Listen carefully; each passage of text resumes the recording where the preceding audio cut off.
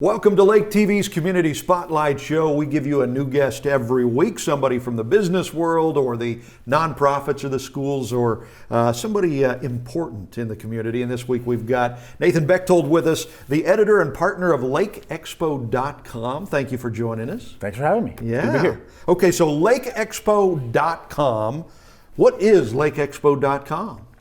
Oh, that is the ultimate question. That's the $1,000,000 question, That's the $1,000,000 right? question, yeah. Okay. So LakeExpo.com is, it's the Lake of the Ozarks news source, source for events coming up, and just kind of an embodiment of the lake lifestyle. So for a lot of our readers, they're people who are actually not at the lake all the time. Yeah. So for a lot of people, Lake Expo is their connection to the lake when they're not at the lake. Okay.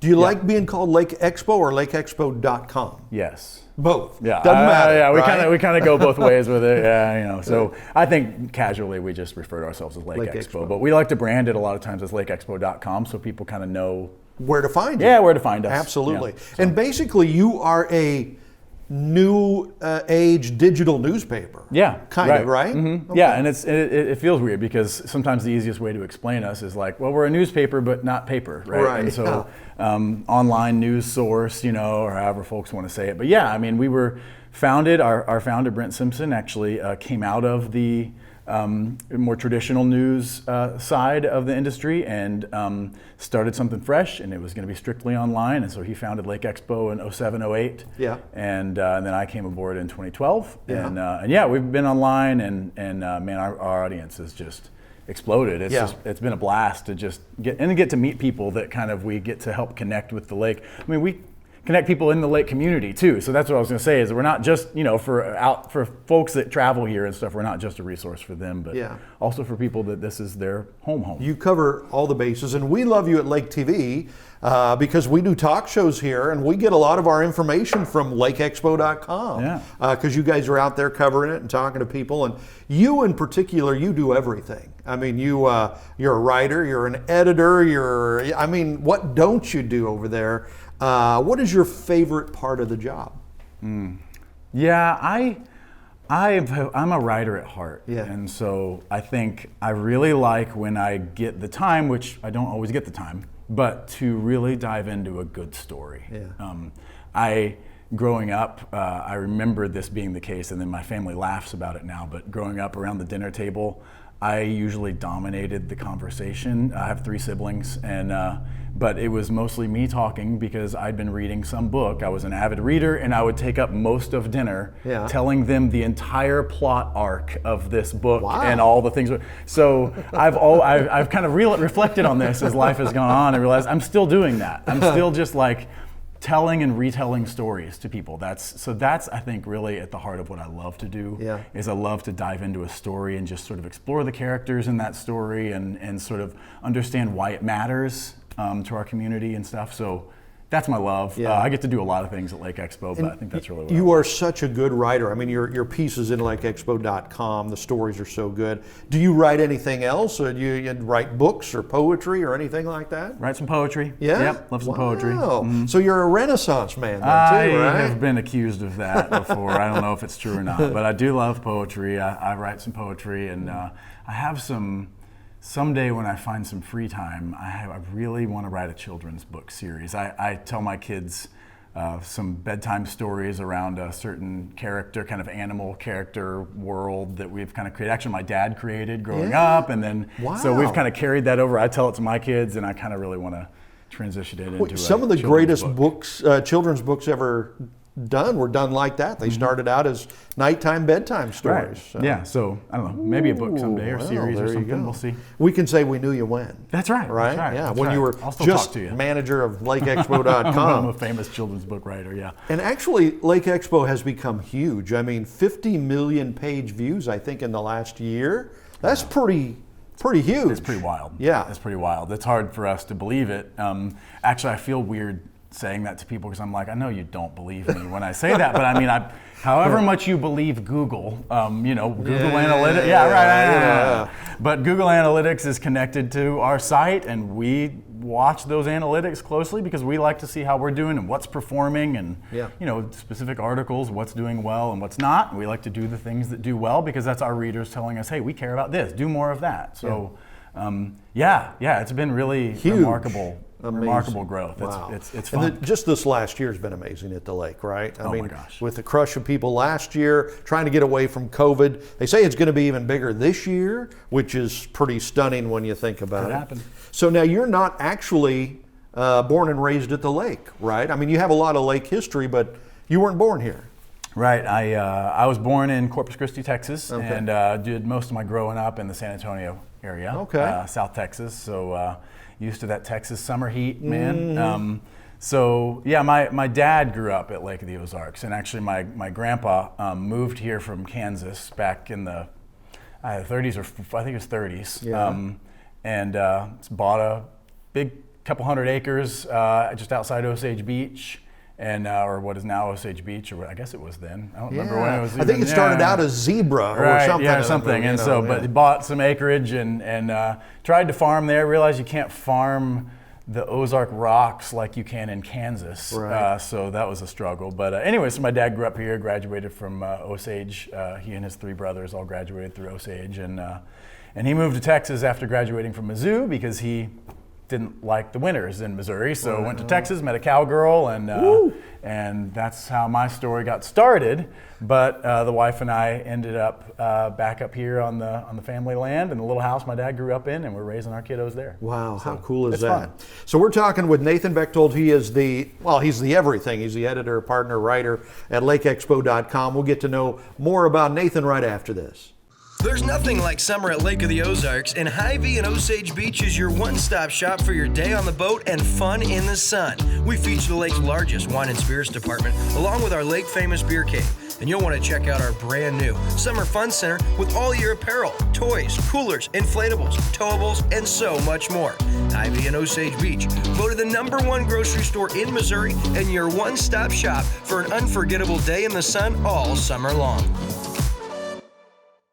Discovered over a century and a half ago, Bridal Cave continues to amaze those who venture through it. As you tour through Bridal Cave, you'll see massive onyx formations, giant columns, and the one and only Mystery Lake. Bridal Cave's unique stalactite-adorned bridal chapel has provided a truly unique backdrop for over 3,000 couples from around the world. Bridal Cave is open daily, rain or shine. Guided tours leave every few minutes. Come explore the lake's favorite natural attraction. Explore Bridal Cave today. It's our most protective wash yet. Introducing the Quick Car Ceramic Wash. It's an industrial-grade polymer solution with ceramic nanotechnology, resulting in high-end, advanced scientific protection of your vehicle's finish.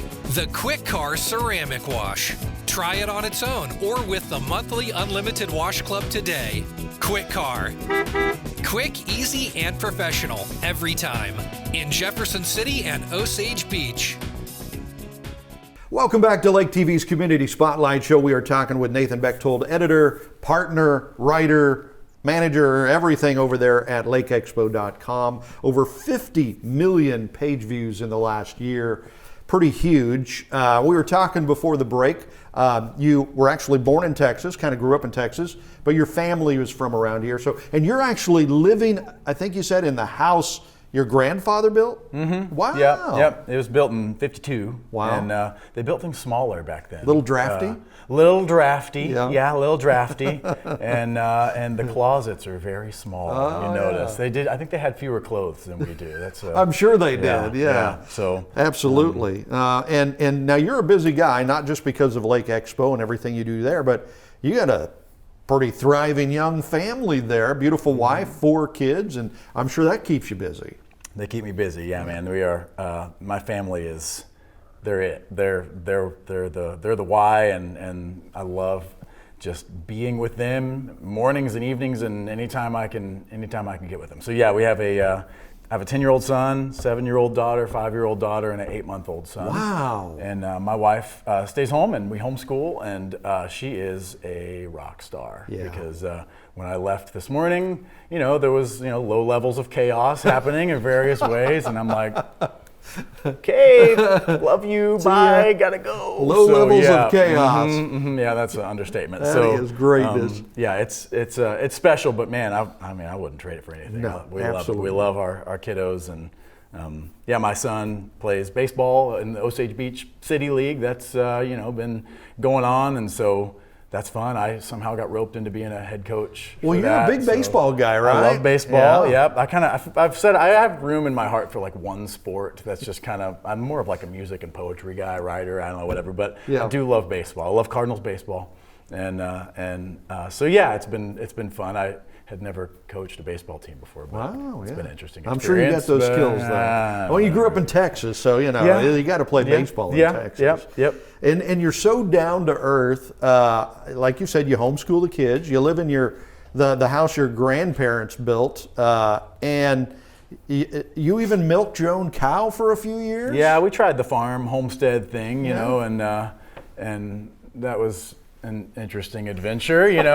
We no longer have any animals. You can take from that what you want. But yeah, we had a milk cow. We tried goats a little bit and had some pigs, and that was wild. And a lot of chickens, which we discovered the purpose of chickens is to feed the local raccoon population. Hence no more chickens. Not you. Yeah. No, not me very much. But I had a milk cow, and she was good. Her name was Gertie. And I milked Gertie every morning for a while. And, did you make your own butter? We made our own butter. Yeah, we'd make like homemade frozen custard and stuff, dude. Wow. It was good. It was good. Schneider's never got invited over. That's for sure. Sorry, man. Yeah, maybe next time around, if there is a next time. If there is a next time. It was a little wild. Wow. How hard was that? Like, I mean, not just milking the cow, but then churning the butter and doing all that stuff? Well, you don't churn it anymore. You throw it in the food processor and push start, and it turns it to butter. Ooh, yeah. Don't you like modern technology? Yeah. They wish they'd have had that 100 years ago. But Okay, so back to LakeExpo.com. It's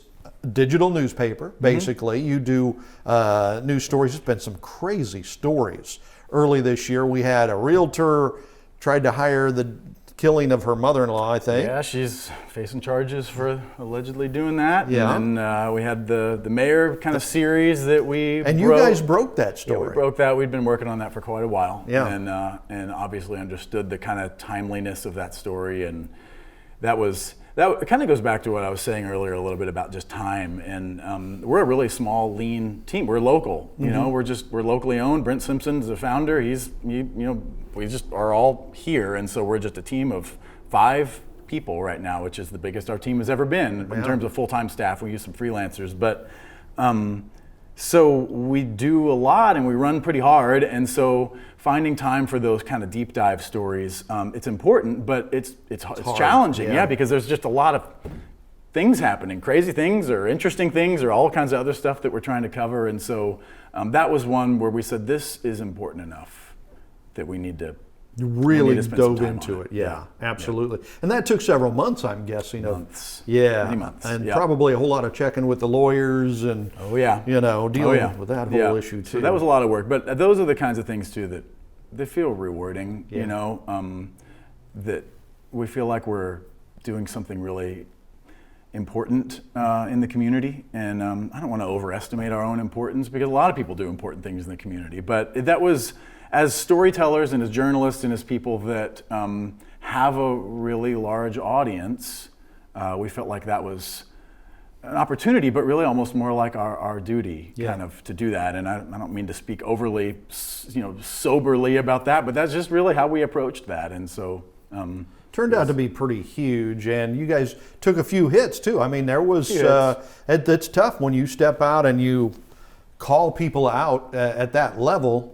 You're going to get some pushback, but I'm guessing we expected it. I've been doing this since 2012, and took some knocks along the way. Deservedly, usually, probably. But what Brent told me in those early years, especially, was like, this business will thicken your skin a little bit, and it has, and I needed that probably personally, anyways. Take things too personally, whatever. So it's okay. It's okay. I can handle some pushback, and I really love good conversation. I love this conversation. I love good conversation, and just when people can honestly and in good faith come together and sort of like hash things out. Well, frankly, I wish that happened little bit more, honestly. So he is Nathan Bechtold, editor, partner, writer, lakeexpo.com. Be sure to check him out, lakeexpo.com. Thanks, Nate. Thanks.